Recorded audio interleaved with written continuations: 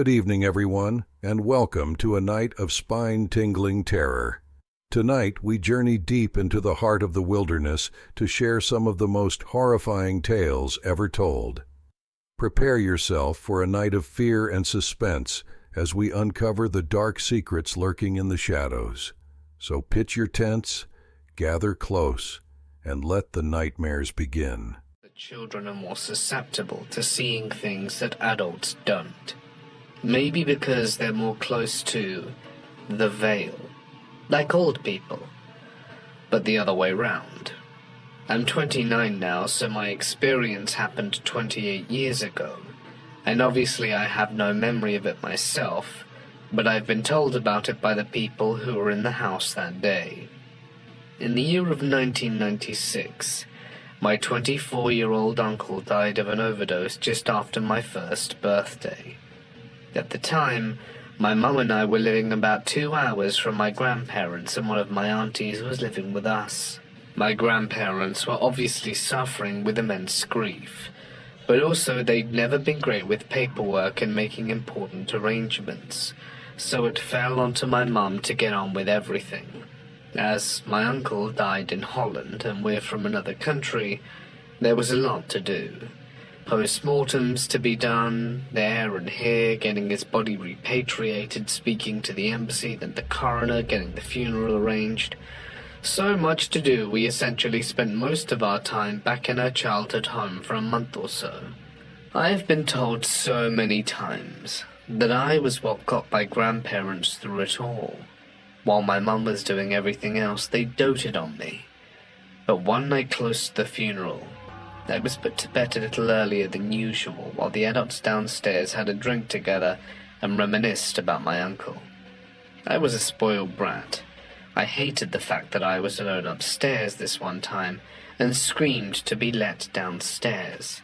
Well, I screamed. I was only 1 year old, so I don't think it was clear exactly what I was screaming about. People checked on me every now and again, and every time they went downstairs they told my mum how it was a mistake getting rid of my dummies, or pacifiers if you're in the States. She hated them, and I'd stopped using them just before my birthday, but she had brought some with her for emergencies in the car, and they were locked up in the boot trunk. At some point my nana got teary-eyed and said, "I just love that sound." Everyone noticed I'd stopped crying and was now giggling. My mum went to check on me, and I've asked her exactly what she saw. So these are her words. I was sat up, entirely awake past my bedtime, with the sweetest smile on my face and a look of total amusement, rosy red cheeks and a dummy in your mouth. This didn't bother me, because you clearly needed it to feel relaxed. I walked up to you, and you know how close we were. You lit up whenever I came into a room, but you didn't look at me at all. You were transfixed on the spot next to the window, where I hadn't noticed that all your uncle's rugby trophies were just lined up on the floor. It gave me chills because I'd checked on you not long ago, and knew they'd been on the windowsill, but I rationalized that whoever had been up there after me had moved them to the floor, even though I couldn't think why. After a while I managed to get your attention enough, and you went straight to sleep with a little smile on your face. After she went back downstairs, she asked why whoever had been in the car for the pacifier hadn't got the extra wine out because they'd been talking about doing so. Every person, my 2 aunties, my nana, my granddad, all said they hadn't been to the car at all. In fact, one of my aunties said she'd been looking for the car keys so that she could go. My mum said someone must have had too much to drink because I had a dummy in my mouth and she hadn't put it there. My granddad sort of leapt up and started looking around the house, thinking some dummy gift burglar must be in there. But there wasn't. The keys were also nowhere to be found. He asked why the trophies were on the floor, and this reminded my mum about them. My nana said she'd shown them to me this morning, but that they'd been put straight back on the windowsill. After looking for the car keys for ages that night, they weren't found until the next day, when my auntie was putting stuff away in a drawer in the bedroom I was staying in, which may be obvious at this point, had been my uncle's childhood bedroom. There's no reason for them to have been there. My mum always kept them in her bag. A while after the funeral, my mum asked everyone what they thought had happened that night. My nana, being the person who wanted this to be true the most, said Sam must have heard me crying, came to comfort me, got a pacifier and showed me the sparkly trophies. My mum must have walked into the room while he was still there, standing next to the window. My mum later asked everyone if they were just going to go along with it for my nana's sake, and they all emphatically said they had no explanation for what happened. Do you have similar experiences from your childhood? Or just your opinions on children being sensitive to these things? I would love to know. About 11 years ago when I was 20, I had a friend whose girlfriend had a friend. They invited us to her house for a night. I guess an attempt at hooking me up with his girlfriend's friend sort of thing. The three of us decided to go to this girl's house, the friend of my friend's girlfriend, for a night of chilling and movies. Shortly after the awkward introduction, we get on with the night. Later in the night, my friend ran out of rolling paper for his tobacco, and he and his girlfriend went to the shop, leaving me and this other girl at her house watching a movie. During the movie, we somehow started talking about the paranormal. She was asking me if I believed in ghosts, and telling me that this house was haunted, and that things get moved, and that she heard noises, in particular this corner of her bedroom. Now bear in mind I don't believe in the paranormal, and I was actually legit trying to watch the movie. I didn't really want to talk about what I thought was nonsense. The night goes on, my friend and this girl get back, and we end up going to bed around 3 a.m. The house she lived in was an old Victorian build, converted into an upstairs and downstairs for two different tenants. So when you walk into her front door, you're immediately looking down a long straight hallway leading to a kitchen and a bathroom at the end, with the door immediately to your right, the living room, and another door a few feet ahead of you, also on the right, which was her bedroom. I have to mention this because the layout is important to explain what happened. I'm in bed with this girl in her room, and my friend is with his girlfriend, and they're sleeping in the other room. Shortly after going to bed, we heard my friend and his girlfriend being loud and talking, and it was keeping us awake. So I get up and leave the room, immediately turning left towards the front door of the house and the door to the living room. I enter the room, and my friend's girlfriend is standing up, and, ironically, it looks like she's seen a ghost. "What are you guys doing? It's past 3 a.m. We're trying to sleep. Can you keep it down?" I say. She interrupts me and says, "There's someone in the house." I pause and look at my friend. "Tell your girl to stop messing with us, bro." "Nah, bro, for real, look down the hall." At this point, I'm kind of interested but skeptical, so I continue to open the door and walk out of the hallway and turn right. I look down the hallway into the kitchen and bathroom, and there's what appears to be a solid black figure of what looks like a large man standing with his arms by his side, looking directly down the hallway towards us. The moment I saw this figure, I immediately froze, and every muscle in my body tensed up. I couldn't breathe. I couldn't make sense of what I was seeing. I told myself in my head that someone broke into the house, and it's just a person. Even though I knew it wasn't, it was just a black figure.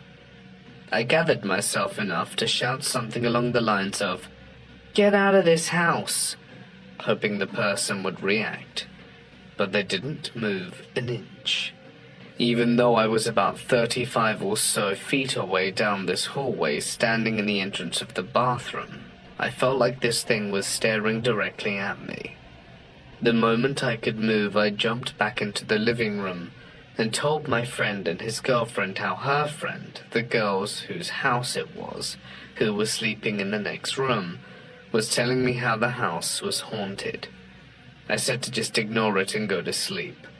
I mustered up the courage to step back out into the hallway and walk 5 feet towards this thing to go back into the other room and go to sleep. I counted to 3, walked out, didn't even look up, and bolted into the room as fast as I could. All I remember was crawling back into bed and telling this girl whose house it was what had happened. She didn't even seem that surprised, but was still somewhat shocked. I suggested we ignore it and go to sleep. Here's the weird part. Sometime later I got woken up by the girl who sat up in bed saying my name and asking if I'm alright. I come to and ask what she's talking about. You've just woken me up asking if I'm alright, what do you mean? She says that I was standing in the corner of her room facing the wall, just standing there. I told her, no I wasn't, I'm laying here, trying to make sense of what she's telling me. And all I remember is calling back into the back, and she's freaking out and saying my name. So I was standing in the corner. I just put it down as some sleepwalking or something, but I have never slept-walked in my life before or since. I really can't make sense of what had happened that day. As I mentioned, I don't believe in the paranormal and think it's nonsense. But this has really given me a run for my money. When I was 10, my family moved into an older house built around the 1950s or 60s. It had an odd layout. Walking in from the entryway, you could access the garage, living room, kitchenette, and laundry area, all within a fairly small space. Because of this setup, sound carried easily. From the garage, you could hear the front door open and people talking. At 14, I had a daily routine. Take the bus home from school, let the dogs out, do my chores, and start my homework. I had the house to myself for about an hour and a half before my mum came home from work and my sister returned from her classes. One particular day, I needed to take out the recycling, which meant going into the garage, something I never liked doing.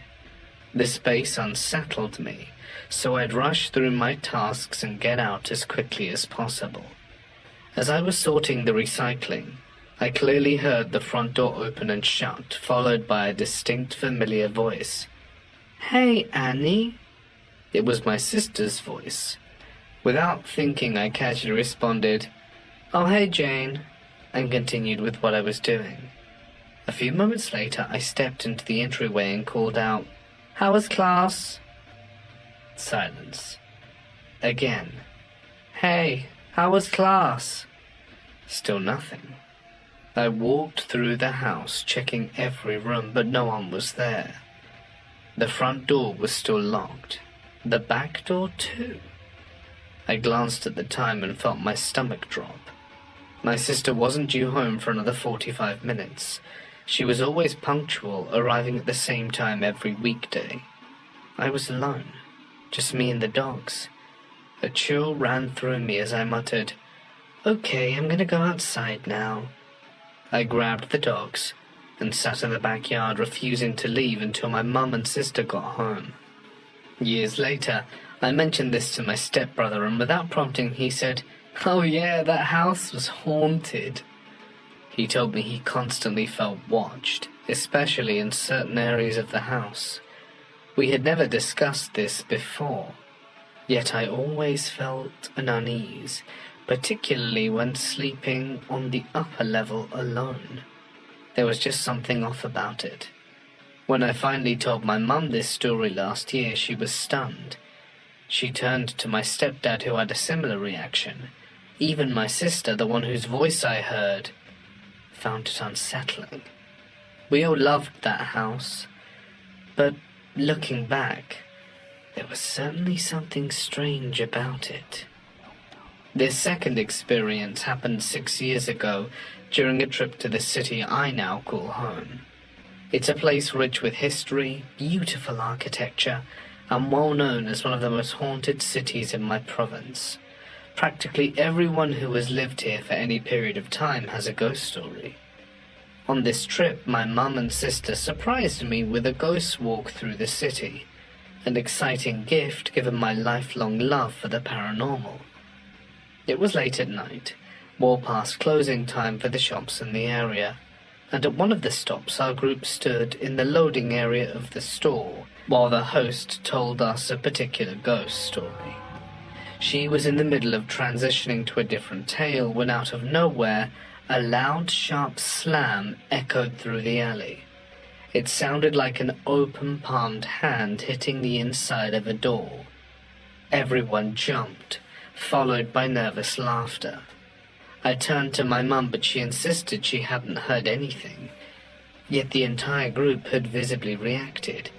Even the tour guide, who had likely done this tour dozens of times, looked genuinely stunned, and we were all speechless. Could it have been a prank? Sure. But in that eerie silence, the timing felt just a little too perfect. The first time I saw the Shadow Man, I was 12 years old. I was sleeping in my room, which had 2 twin beds. My little brother was asleep in one of them, and I was in the other. I woke up in the middle of the night to the feeling of something watching me. When I looked around the room, I saw him, a tall, dark figure standing at the foot of my bed just staring at me.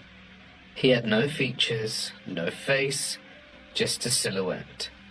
I blinked, thinking I was imagining it, but he didn't disappear. He stayed there motionless, just staring. I wanted to scream, but my body wouldn't move. I couldn't make a sound. It felt like hours before I finally fell back to sleep. The next morning I convinced myself it was just a dream, but deep down I knew it wasn't. Years later I was living in a different house, and the experience started up again. This time I wasn't alone. My older brother and I were sharing a room, and one night we both woke up at the same time. Standing in the corner of the room was a shadow man, just like before. We stared at him for what felt like an eternity. My brother tried speaking to it, asking, "Who are you?" But the figure didn't respond. It stood there watching us. Then, just as suddenly as it had appeared, it vanished. My brother and I didn't talk about it after that, but I could tell he was just as freaked out as I was. I moved out of the house eventually, but the shadow man followed me. I started seeing him in my new apartment, usually at night, standing in the corner of my bedroom. He never did anything, he just watched. I tried to ignore him, telling myself it was just sleep paralysis, but it felt too real to dismiss. My dog, who slept at the foot of my bed, would often growl at the same corner where the shadow man appeared. He would stare at the empty space, growling and barking, as if he could see something I could not. I'd sit there frozen, unable to do anything but wait for it to go away. One night my roommate and I were sitting in the living room watching TV, when the air in the apartment suddenly grew cold. We both noticed it at the same time, and looked at each other. I could tell she was scared, but we tried to brush it off. Then out of the corner of my eye I saw him, the shadow man, standing in the hallway. I didn't say anything, but my roommate must have sensed it too, because she asked, "Did you see that?" I nodded, and we both sat there in silence, too afraid to move. After what felt like hours, the figure disappeared, and the temperature returned to normal. Neither of us slept well that night. The last time I saw him was the most terrifying. I had moved into a new house with my boyfriend, thinking that maybe I had left the shadow man behind, but he found me.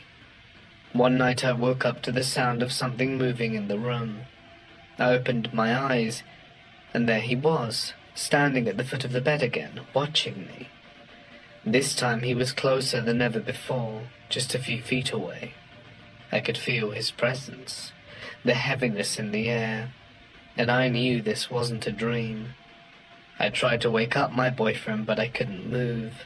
My body was completely paralyzed. The shadow man stayed there for what felt like hours before he finally disappeared, leaving me gasping for air. My boyfriend woke up then, asking if I was okay, but I couldn't explain what had just happened. I just sat there trembling, knowing that no matter where I went, the shadow man would always find me.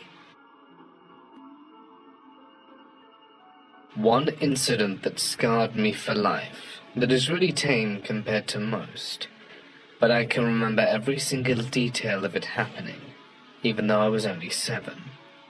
We moved to a new house that was split plan, so my parents felt very far away. I woke up in the night and couldn't go back to sleep and began feeling scared for no reason. I got up out of bed and walked towards my sister's room. I heard some sort of noise from my bedroom and turned around to look. My parents had left the hall light on, and I could see my entire bed from the hallway. As I watched, the top sheet of the bed slowly started to slide up towards the pillow, almost as if someone were making the bed in slow motion. Then suddenly, the sheets jerked down to the bottom of the bed, and then up over the pillow again, and then down and up again very quickly. I could hear my heartbeat pounding in my ears, and I was so scared I couldn't move. I wanted to call out for my sister, but couldn't get her name out. I can see the light turquoise sheets. I can picture the way my pillow was laying. I can feel the hair on my arms standing up, every detail. Ultimately, even though I couldn't yell her name, I eventually managed to push out some sort of gargling wail of terror, and my sister came running out to the hallway. She told me I had probably imagined it. Older siblings, am I right? And to go back to bed. Instead, I crept into my parents' room and slept on the floor next to their bed, and I slept with my lights on in the room for a long time after that. Hey everyone, thank you so much for tuning in. I hope you enjoyed tonight's spine-chilling camping tales. Your support means the world, and I can't wait to bring you more heart-pounding horror stories soon. Stay safe, stay curious, and until next time, keep the campfire burning and share this video, and don't forget to subscribe the channel.